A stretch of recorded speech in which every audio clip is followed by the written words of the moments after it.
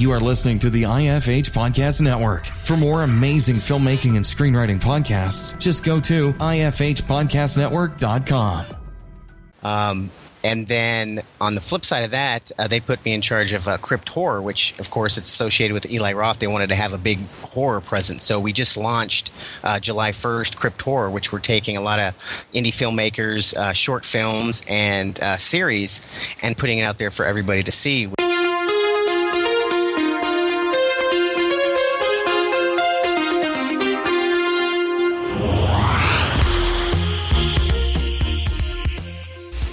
Hey everyone, welcome again to another edition of the Dave Bullis Podcast. Thank you so much for tuning in. Today I have Chad Armstrong from Legless Corpse Films and also from Crypt TV. And, you know, Chad and I, we talk a lot about guerrilla filmmaking. We also talk about the horror genre. And, of course, we talk about a funny story where I pay $30 for a VHS tape. And I know you're probably thinking, why the hell would I spend that much money for a VHS tape? Well, listen to the podcast and you're going to hear all about that. So before we get to the show with Chad, I just wanted to mention something interesting I saw the other day. Someone sent to me that Slash from Guns N' Roses is actually crowdfunding his next movie on Fan-Backed. And, you know, I'm always very supportive of celebrities crowdfunding because, quite frankly, it is the future. And, you know, basically, the sooner we get to that paradigm, the better. And also, it helps spread the word about crowdfunding. Because when I did crowdfunding back in 2009, no one had heard about it yet. And I did it Indiegogo, and I kept having to explain what the hell a crowdfunding campaign was. So flash forward to 2015, and everybody and their mother has got a Kickstarter or GoFundMe or whatever else. So I'm going to link to that in the show notes. And if you want to check it out, or just maybe, you know, I don't know. Anyways, so funny thing too was, does anybody ever remember that Kickstarter where some guy pitched to have Slash from Guns N' Roses and Val Kilmer in a sequel to Breaking Bad? Well, if you don't remember that, I'm going to link to that one too in the show notes if I can find it. It's very, very odd, and when they finally found out about it, Vince Gilligan laughed about it. And Slash laughed at it, and I think the one that was pissed was Val Kilmer because he just seemed very, very taken aback. But anyways, episode 63 with Chad Armstrong.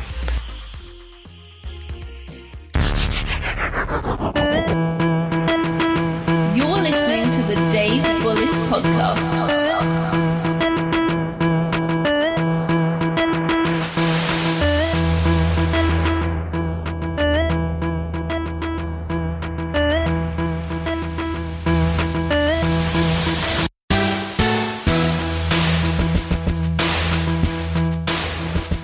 Thanks again for joining me for another episode of the Dave Bullis Podcast. Joining me today is Chad Armstrong. Chad is the president and creative director of Eli Roth's Crypt Horror, and he's also the current editor-in-chief of LeglessCorpse.com, and he is currently crowdfunding a project which he is directing himself, Demosamine. Chad, how are you, sir? I'm doing great. Thanks for asking. My pleasure. You know, Chad, just get started. You know, it's a question I usually ask everybody is, you know, what is your background and, you know, basically how did you get started in the film industry?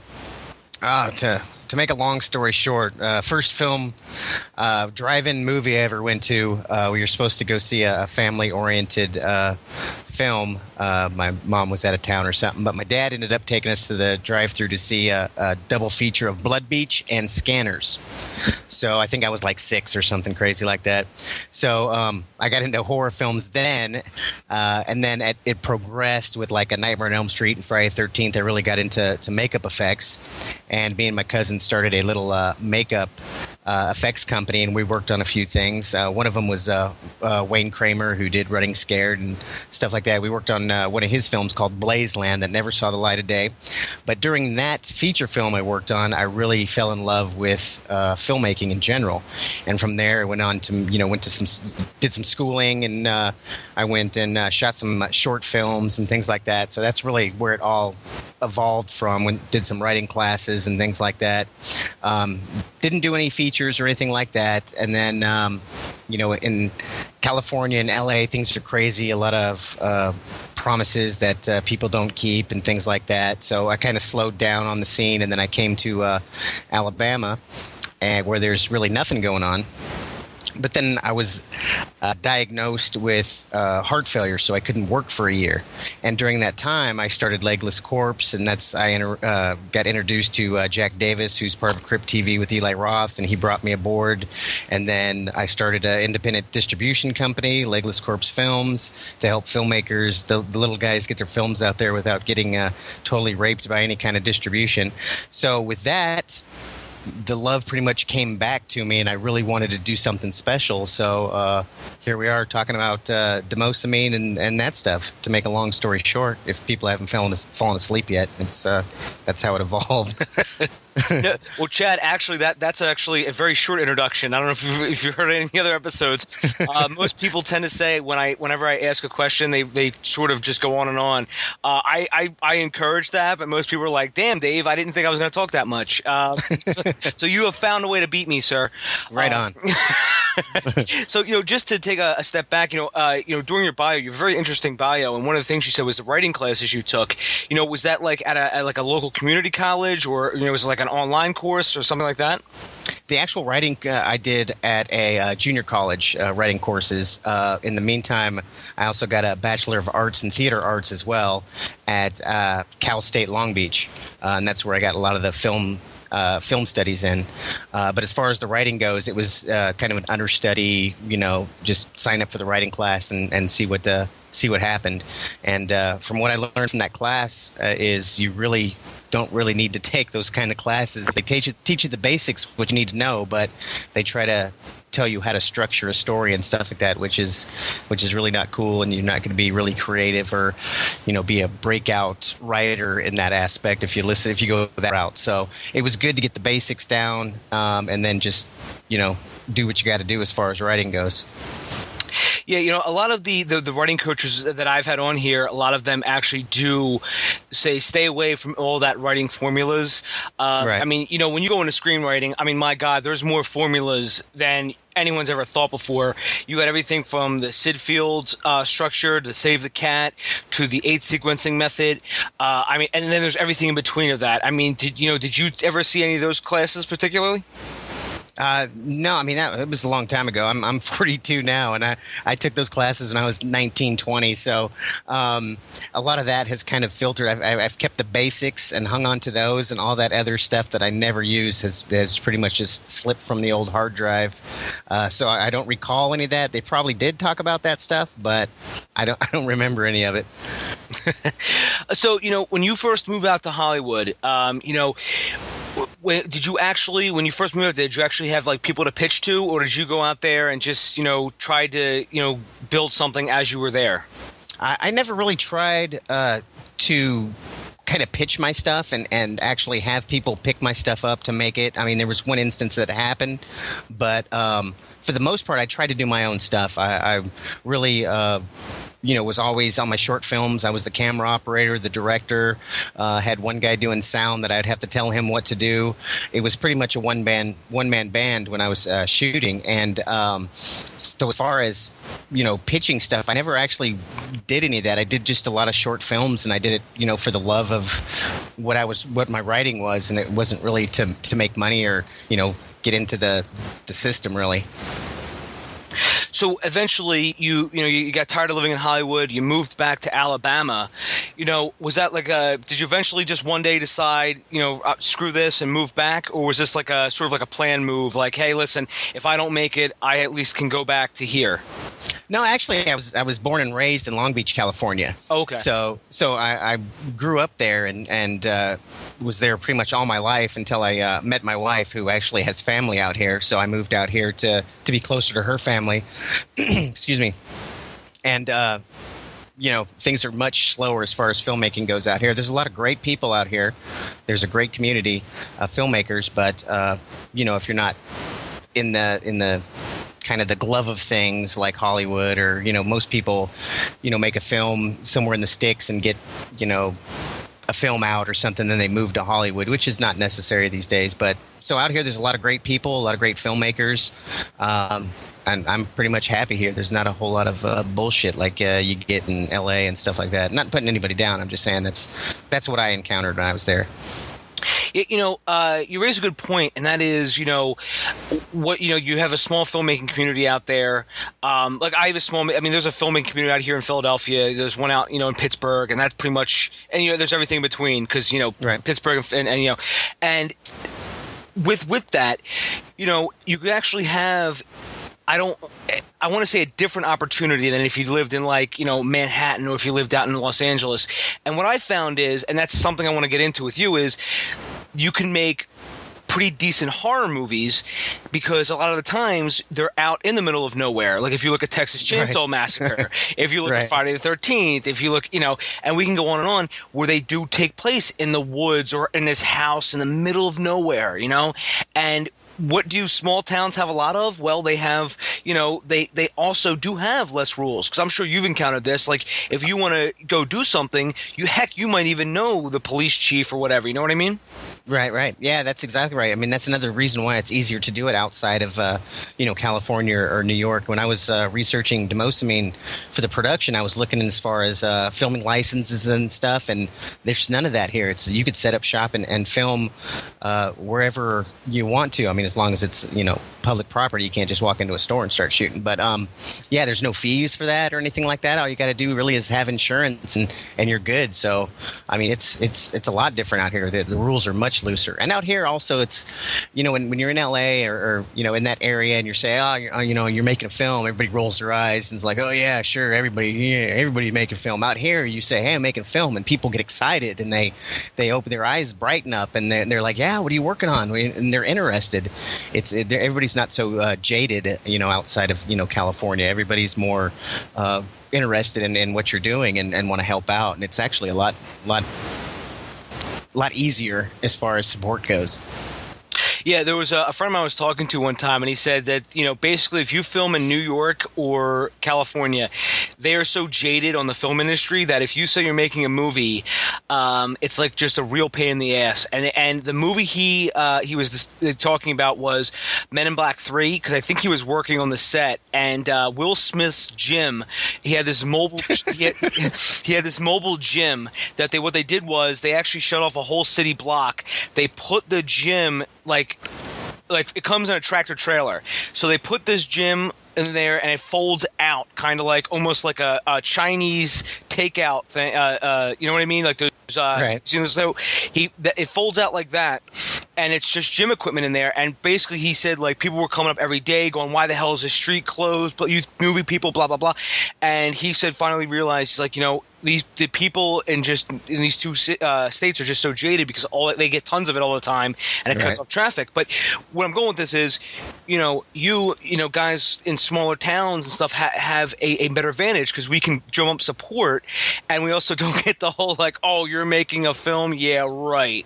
Right. Yeah. It's like, oh, you want me to move my truck because you guys need to shoot? Okay, here, I'll move my truck. It's everybody's really cool about it out here. So it's not such a, you don't have to fight against people and, people roll their eyes at you and stuff like, or have their hand out saying, oh, you want to use my sidewalk? Give me a $400. It's not like that.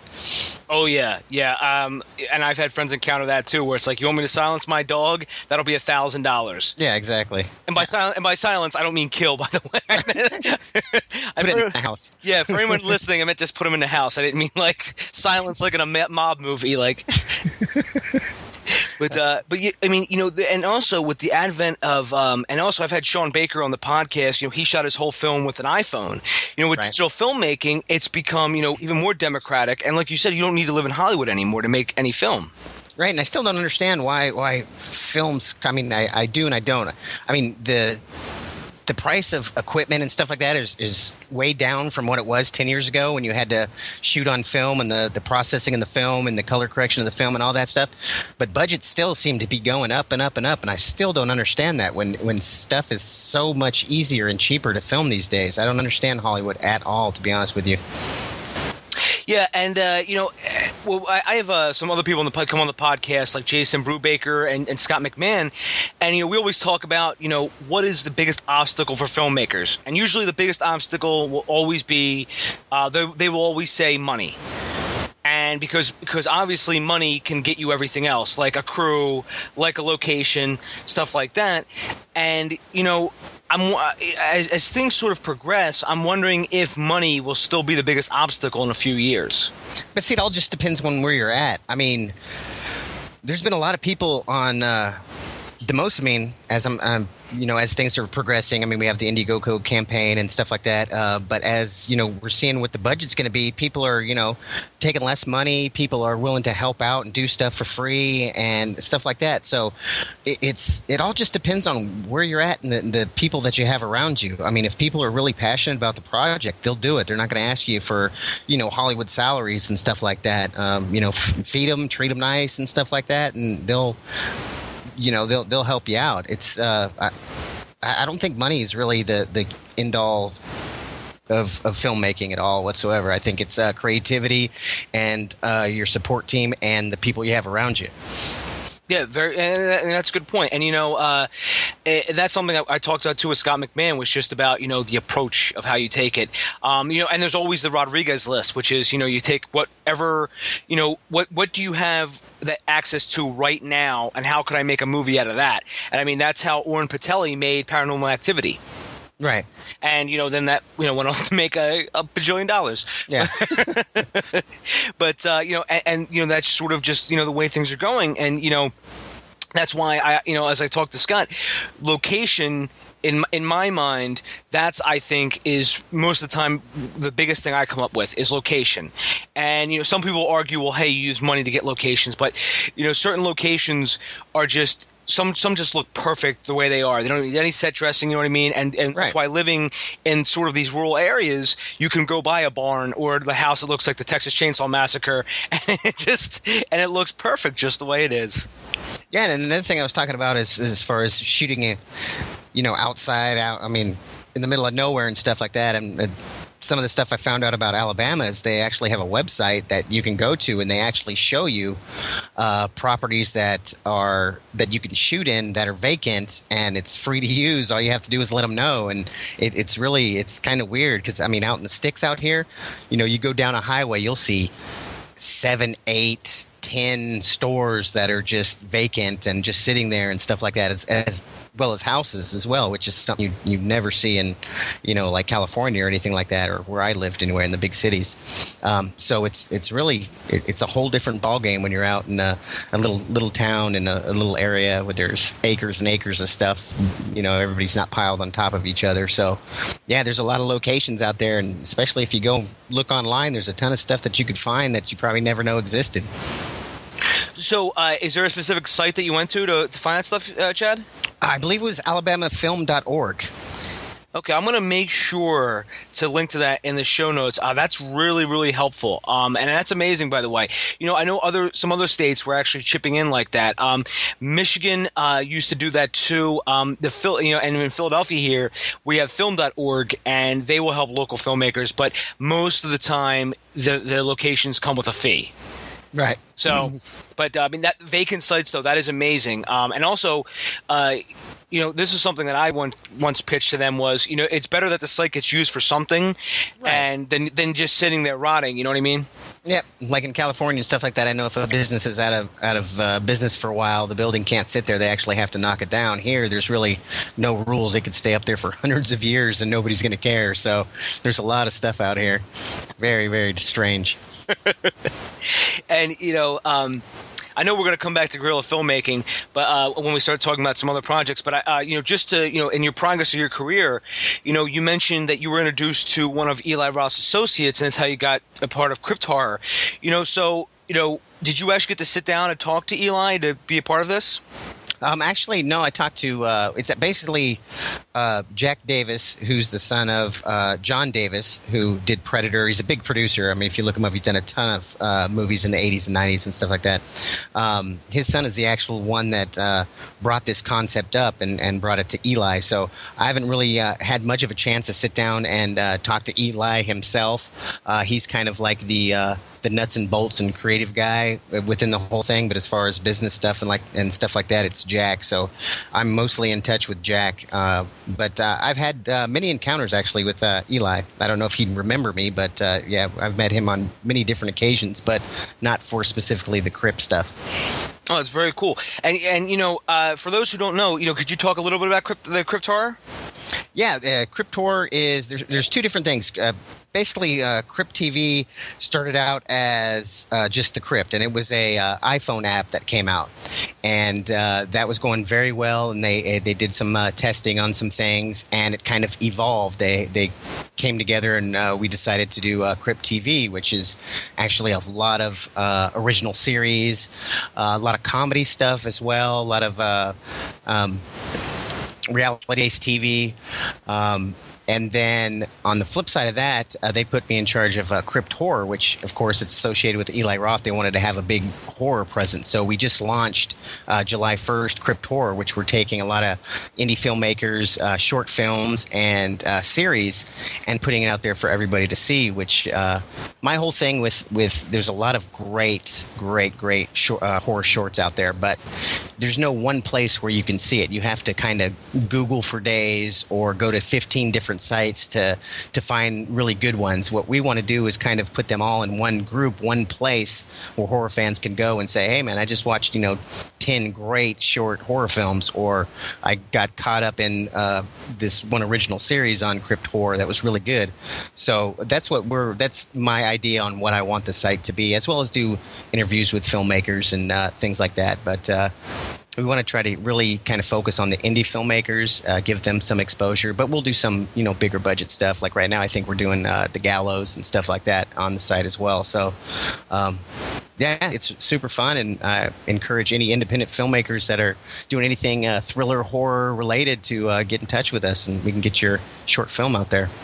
That's very cool, and I will also link to that in the show notes, and that way anybody can just log on and click real quick. But again, just in case they didn't, get the website. But Chad, just to not to take away too much from talking about your projects, but have you seen The Gallows yet? I have not, actually. Have you heard anything about it? I've heard it's really good. Yeah, so have I. Because I know it's going to be showing in a few theaters, and I think it's going on VOD sooner than later. Right. I think it's following the sort of the model that It Follows was going to. I just realized how I said that. It's going to follow It Follows, the paradigm it was going to do, which was a very short theatrical window, and then VOD, and then people went to see it in droves, and they were like, well, we're going to push the VOD to later now and just get people in the theaters first. So right. I think the Gallows is going to sort of follow that paradigm now, where it's going to be a short theater window and then VOD. And to tell you the truth, Chad, I've seen a lot of horror movies are starting to go that route, where they have a very short theatrical window and then it's VOD sort of like 2 weeks later. Oh yeah, distribution has changed so much in the last 10 years, especially with physical media. It's all about that the product is there no matter whether you want to leave your house or not now. Pretty much. I mean, a lot of stuff is on in theaters and demand at the same time on demand, which is it's good and it's bad. We're all kind of becoming introverts with our electronics and stuff like that. So. But you do get to see it in a much faster time frame if you don't want to see it in the theater, which a theater experience, in my opinion, these days is not as great as it used to be because, I used to go to one theater and, it had one screen and, the old school type theater setting and stuff like that. And the multiplexes aren't like that anymore. It's not as intimate as it used to be. So I'm happy with the VOD thing and sitting at home and watching the film. I don't have to worry about people on their cell phones and stuff. So, a lot of some of the theaters like I was talking about in my last podcast with Mark V. Price, we around especially around this area, the smaller theaters are actually like really cracking down on like cell phones and stuff. Mm-hmm. And I know like around here is a Movie Tavern, but there's also the one in Austin, and I still can't remember the name of it. But they are also cracking down on cell phones. They're the ones that actually kicked Madonna out of a screening because she wouldn't go off a cell phone. Nice. Yeah, I've actually only had one bad experience with that, and that was pretty much the last. Actually, that was the last movie I saw in the theater. Was the remake of Friday the 13th, and that was because somebody would not get off their cell phone, and I just said, "I'm done." and that's a shame. I mean, not that you went to see Friday the 13th, the remake, but someone was on cell phone. But they're actually remaking that again. Oh yeah, and why not?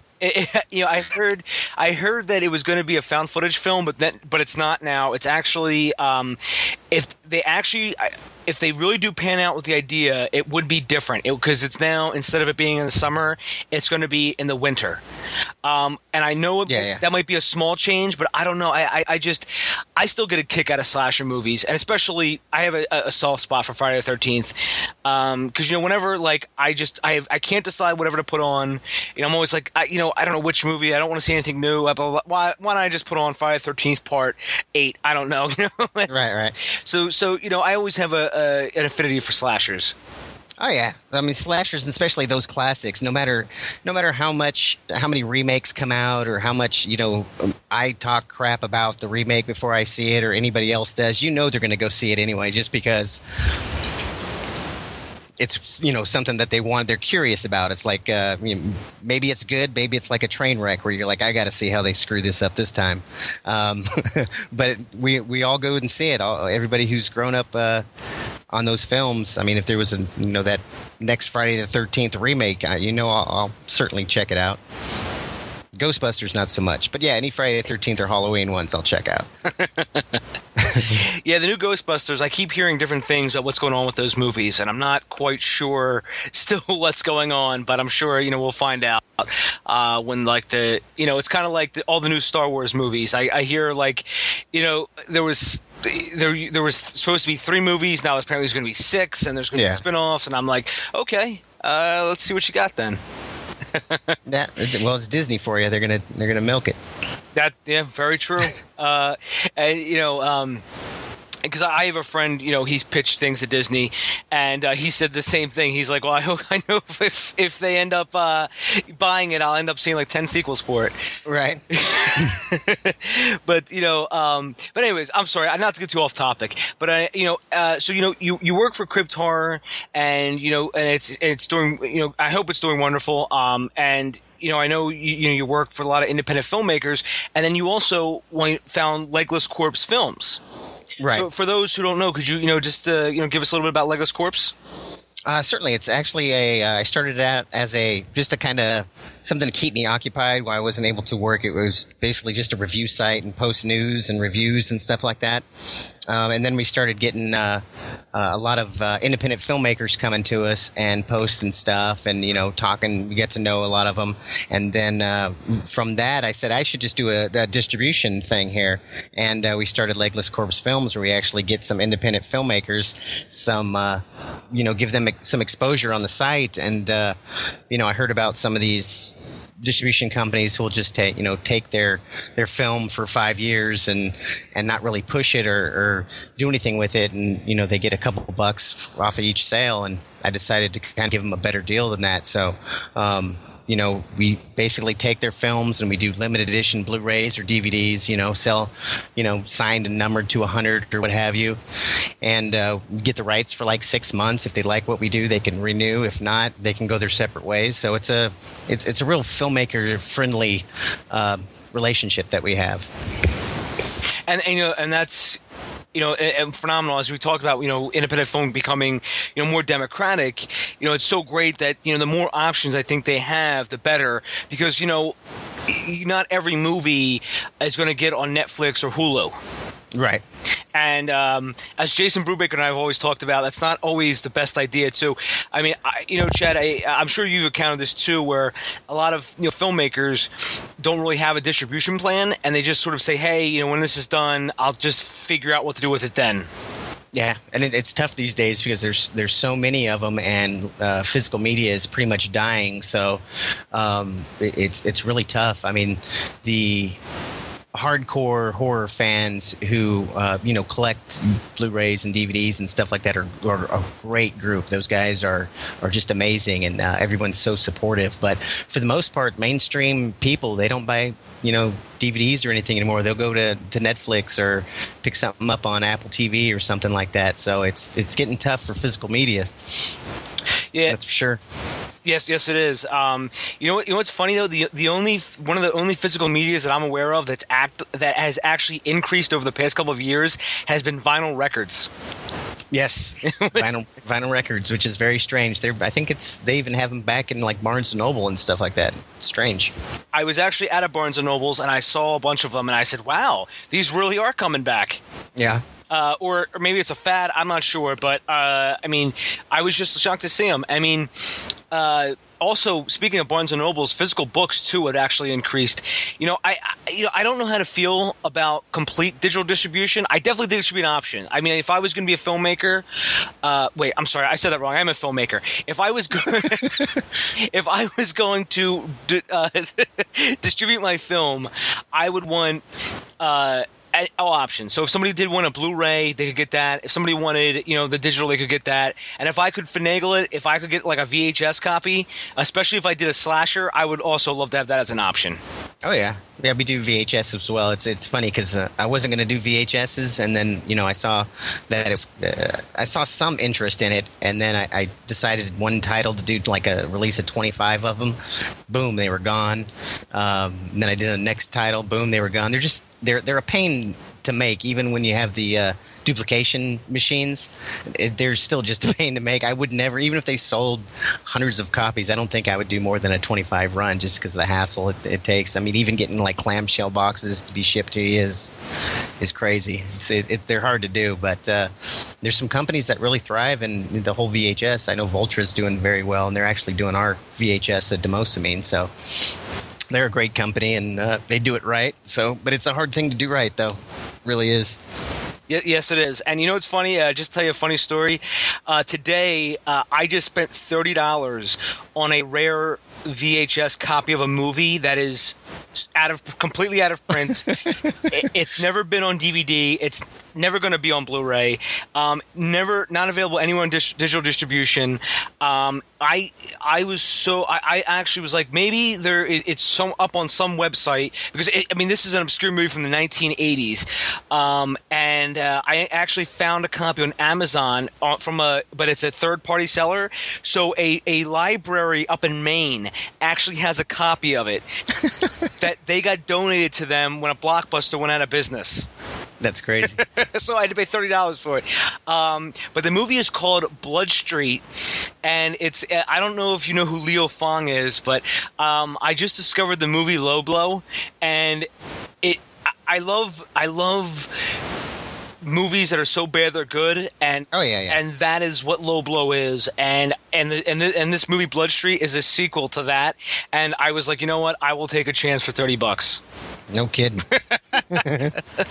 Sorry, I'm sorry to get off on that little topic there, but no, it's fine. I mean, that's all part of the genre these days. It's fun. It's cool. I mean, you got VHS. There's people that collect laser discs, and I've seen some perks on Indiegogo campaign that do 8-track tapes. And it's fun. It's good times.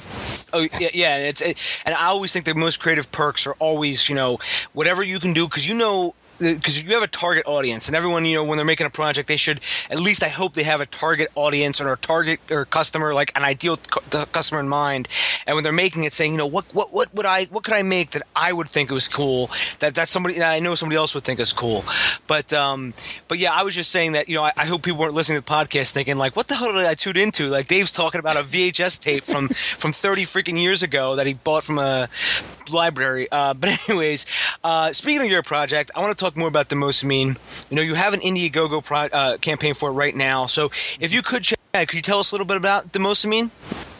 Can't get too much into the story. I mean, we're kind of the big thing is a creature feature. We have a couple cool creatures, but one really cool one that we have Ryan Nicholson's actually going to be creating for us. Of course, he directed. Well, he's a huge FX guy, does a lot of great stuff, but also he's an indie director. Gutterballs 2, Caller. So he's going to be creating the creature, but it's so much more than that. I mean, yes, we're doing all practical effects, but we're really focusing on a lot of gore and guts. And no, I'm just kidding. No, we are though. But we're going to be working on character development, things like that a lot of people are like, oh, I'm a horror fan, I don't like character development. But it's going to be a full movie. I want it to be a movie where people talk about it for a while. It's one of my big. I mean, I didn't even think about really shooting a film again until I saw Pieces of Talent. And when I saw that movie, I was like, that is such an amazing film for a horror film. Why aren't more people doing this? Why aren't more people giving you the kind of the horror and the gore, plus the story and the characterization, and having everything to come together? So, and with Demosamine, actually, my wife pitched the story to me, the main concept of it, and I thought it was just ingenious, and we went with it. And it's being written by Andrew Thompson, who's actually the editor of Legless Corpse. He's a brilliant writer. He did a great job on the script, and it basically is basically about a girl, Cindy, who's a heroin addict, and her mom has some money, and she's kind of a prude. But something happens to Cindy at the beginning of the film, which is pretty brutal. I mean, if you're in the secret Demosamine group, you kind of know about it and seen some storyboards. But something really bad happens to her, and she wants to get straight, but she's never been able to get off the heroin, and just because of her past has been so messed up. Well, this doctor comes aboard with this new drug called Demosamine, and what it does is it works off the whatever drug you do. In this case, it's the opiates, and if you take the medicine Demosamine and then take any of that kind of drug, it makes you have these crazy hallucinations that is supposed to scare you basically straight. So but what they don't know is this girl also has some mental issues, and things kind of go haywire. So she's seeing monsters and stuff like that, and it's real people, but she's trying to defend herself against these monsters and ends up actually killing real people.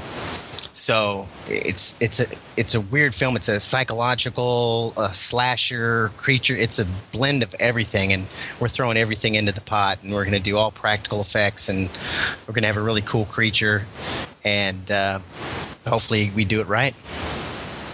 And, that sounds very cool. And I am part of that private Demosamine group. And a lot of really cool people in there. But I won't, and obviously I won't say, anything regarding the plot. But there is, again, you have an Indiegogo campaign up right now, correct? Right. I think for like 4 more days or something. So, was that always did you always want to sort of crowdfund it, or did you just sort of like, was that sort of like something that came about, like, hey, why don't we try this, or something like that? Here's how this all came about. When I got the itch to do a film, it was in the back of my mind. And what we do at Legless Corpse as well, the website, leglesscorpse.com, is people come to us with Indiegogo campaigns, and we'll put up their campaign, and we help promote it. And when my wife came to me with this idea, I haven't been making films in like 6 years, so I don't have any equipment or anything like that. And I said, okay, I'm going to throw up a campaign, and I think I set the original at $75,000. And I said, hey, if, we make some money, we'll do it. Well, the support I got from this campaign was just so overwhelming that it's not even $75.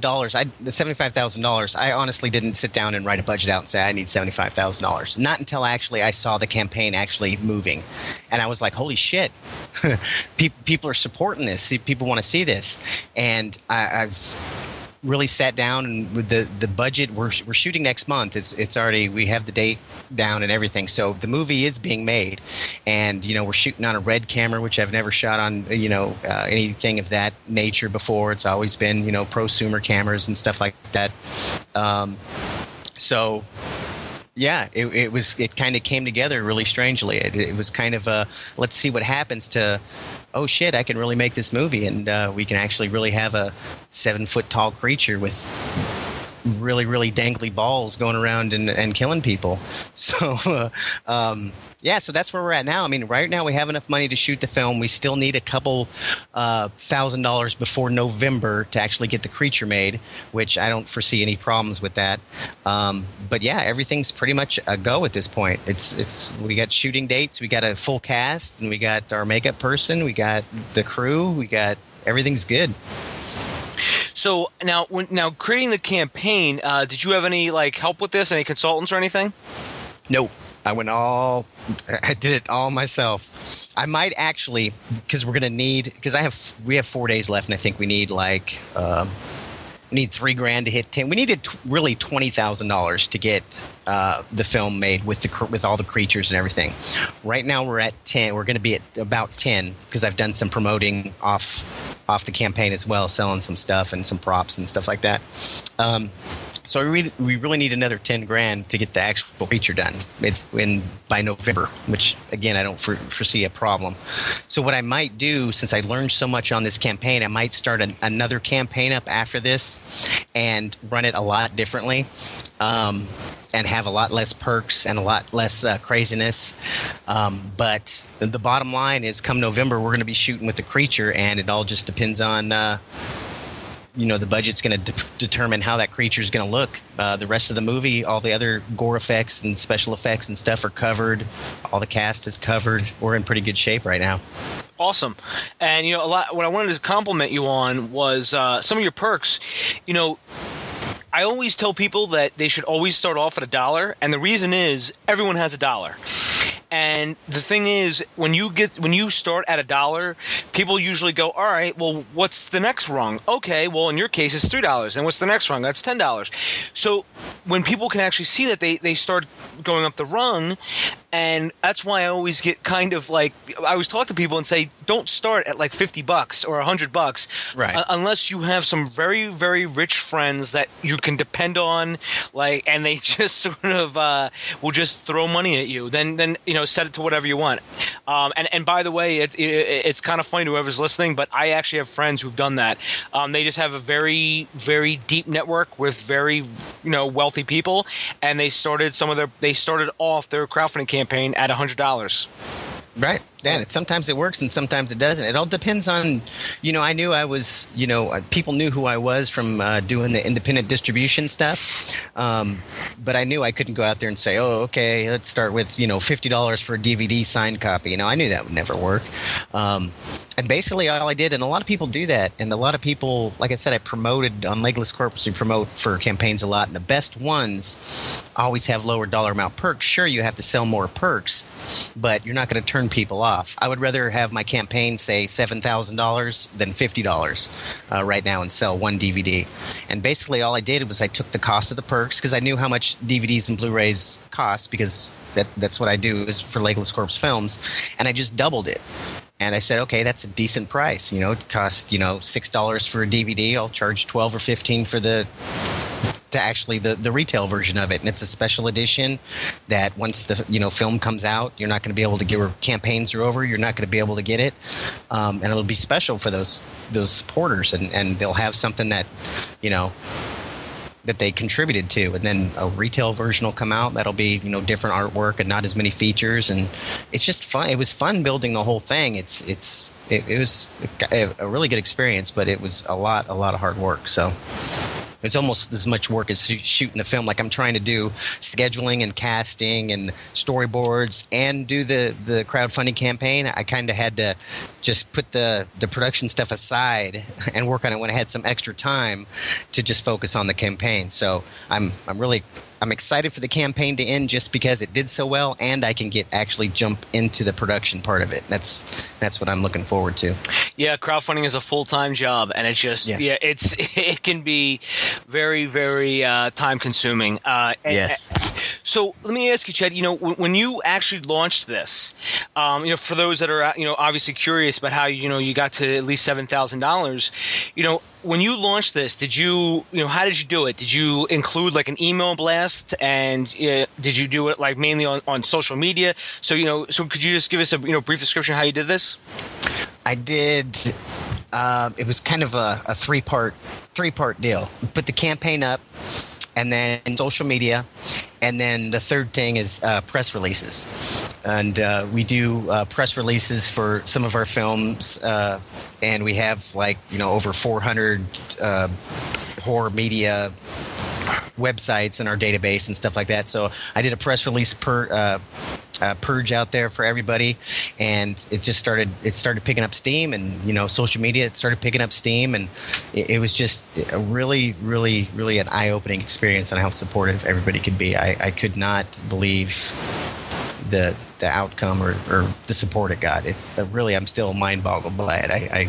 And now the pressure's even more. This film that I was going to be like, I'll just make a movie and we'll see how it goes. Now there's people really looking forward to it. So now I got to really, dig my heels in. And now I'm not making it for me. I'm making it for them. And that's important. I'm making it for everybody who put in, $1 or, sent me a piece of equipment or is donating something, or the actor that's going to work for free. I'm actually making it for them now, so it's kind of a 360. And speaking of those fans and the support you got, we actually have some questions coming in from the fans, if you don't mind answering a couple. Sure. The first question actually comes in, and it is, Chad, what is your greatest desire to come out of this film? Meaning, what do you hope comes from this film? Exposure, nostalgia, an homage, momentum for future films? Basically, what I want to, the main thing I want to do with this film is make a feature film that people enjoy and that I love, basically before I leave this planet.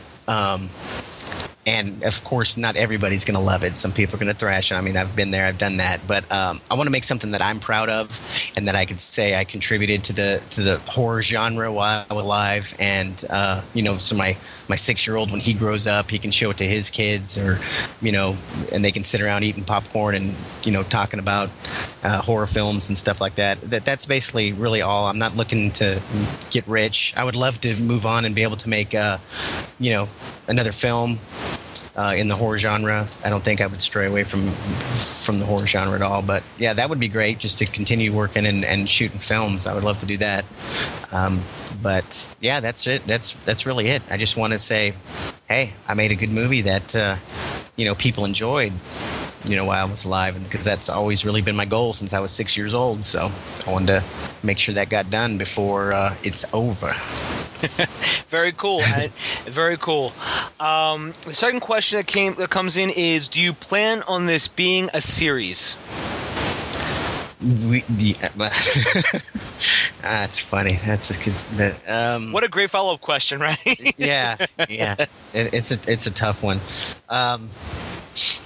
We do have some ideas. I'm not.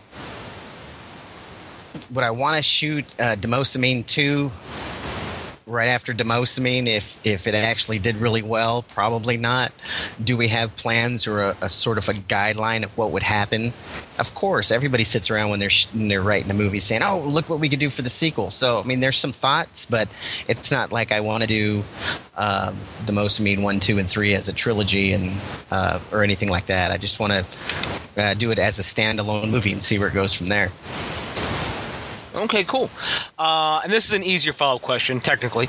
So, what were you influenced by in the creative process? Of this film here? Yes. For Demosamine? Mm-hmm.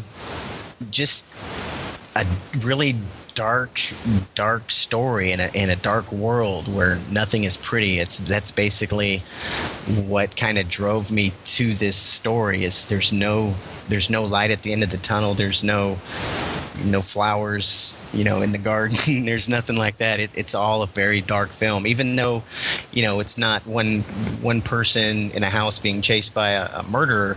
There's other scenes in the movie with people interacting with each other and stuff like that, but it's still all very dark. Every character has some issues. It's basically what it was. There's very little humor or lightness in the film. See, that was a better follow-up question. Yeah. So, and this is a question. The next question we've we already did touch on it. For people who want to get into low-budget filmmaking, what are some pointers you can give? I know we talked a lot, but if there's anything else that we didn't cover, feel free to mention it now. Grab a camera and 3 friends and shoot something. That is basically my advice, which I have been told since I started wanting to do films by pretty much anybody. You will learn more experiences by doing than by being taught. So just do it. Yeah. No matter what kind of equipment you have. If you know I talked earlier that I was excited that we're shooting with Red cameras, which I am, but it's not really the equipment. It's you see a lot of independent films that are not Hollywood standard, but they're very entertaining and very good. All you need to know is the basics. Don't cross the line, and know how to set up shots, and then that's really what you need to do, and just have a vision. A lot of things that you see independent filmmakers do is they'll just set the camera on a tripod and let it roll, or they'll take it handheld and make it look like a found footage film when it's not. Plan out your shots, do storyboards, be creative. You're painting a picture, basically. You're not just shooting a movie. You want every little detail of that image that you're shooting to be something that's coming from you and that you envision. You got to think of it as art and not a film. I guess in some sense, that's me. I'm a visual guy. I love artwork, and I love really good shots in movies, and I always, that's a great shot and stuff like that. So for me, that's what I'm thinking when I'm shooting. I'm always thinking of what's the best picture to paint for this specific shot, basically. I don't know if that even goes with independent film. I don't know. I just pulled that out of my butthole. So I don't know. No, it does. And, even with, using your phone now, like I said, if you're going to make, like you were just saying, if you're going to make your first film, grab 3 friends and a camera. And like I always tell people, if you're going to do some kind of filming, like guerrilla filmmaking or your first film, and it's better to make cheap mistakes or free mistakes than try to get like $10,000 and make all these mistakes when, there's a ton of money on the line, which sadly I've seen people do. Oh, yeah. I mean, even with the money we got from all the support from the Indiegogo campaign, the process that I'm doing to plan to not make sure that nothing. I mean, there's always going to be something that goes wrong, but if you could plan so much ahead that no matter what happens, you have a backup for it, you'll be okay. It's when you don't have a backup and something, you lose a day that just cost you, in a small budget world, $900. That's a lot. That's a whole day. That's a lot of scenes to shoot. So, yeah, you always got to plan ahead and do it when you're doing it with your friends. Mess up as much as you want and as much as you can, and you'll see. And the one thing that you'll probably learn the first time you go to edit one of your films is you didn't shoot long enough. Always shoot more than you think. Don't stop that camera when you think you're done. Very true. One thing I've also learned too is when you do different takes with actors, make sure you actually give different directions. Meaning so not like every take is exactly the same. You know what I mean? Like have some variety to choose from, and that's something. Certainly. Yeah, and that's something I've learned as well. Because I'm like, oh damn, it would have been better if I had another option to choose from. But it's all but you live and learn, my friend. Yep, that's the biggest thing, and you learn best by doing. So, Chad, we've been talking for about 45 minutes now. Is there anything we didn't cover that, you'd like to mention, in closing? No, just, no, not really. As far as Demosamine goes, we're looking to shoot in August and get the majority of the film done then, and then shoot Creatures in November, and hopefully have the film ready in December, at the latest January. With Crypt Horror right now, we have every Wednesday we're premiering a new either short or a new series, and then on Tuesday nights we have Fear of My Flesh airing every Tuesday, and the series 6666 on Fridays. So certainly check those out. And then we're going to be, like I said, premiering new stuff all the time on Wednesdays for the most part. Very cool. Very cool. And now, where can people find you out online? Anywhere. At Twitter, Legless Corpse, or at Legless Corpse, or at Demosamine, or at the Crypt Chad, and Facebook. I think it's Legless Corpse, or Facebook, Legless Corpse Horror is our Facebook. Cool, and again, I'll make sure to link to all those in the show notes, everybody. So if you want to follow those accounts and say hi to Chad, please feel free. Yeah. So again, everyone, I want to say thank you very much for Chad coming on. You can find me at Dave_Bullis on Twitter, and on, obviously my website is davebullis.com. Chad, I want to say thank you very much for coming on. Oh, thanks for having me, Dave. Appreciate it. It was a lot of fun. Oh, yeah, absolutely. I had a blast. And again, I always learn something from all these episodes. And, I had a blast myself. And Chad, anytime you want to come back on, please feel free to, just let me know and we'll work something out. All right. Thanks a lot. Anytime, buddy. Take care. Bye-bye. Bye-bye. Find Dave at davebullis.com. Please make sure to subscribe and share the podcast.